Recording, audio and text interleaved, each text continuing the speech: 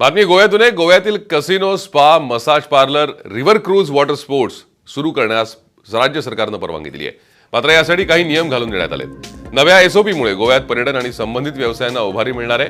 Corona लसीचे दोन्ही dose घेऊन 15 दिवस उलटून गेले आहेत त्यांना कसिनो, स्पामध्ये प्रवेश मिळणार आहे. मात्र ज्यांनी हे डोस घेतलेले नाहीत अशांना आरटीपीसीआर चाचणी बंधनकारक असेल. गोव्यात उद्योग आणि व्यवसाय सुरू करण्यास परवानगी देताना सरकारनं 50% क्षमतेची अट ठेवली आहे. केरळमधून येणाऱ्यांना आरटीपीसीआर निगेटिव्ह चाचणी प्रमाणपत्र सक्तीचं करण्यात आलंय.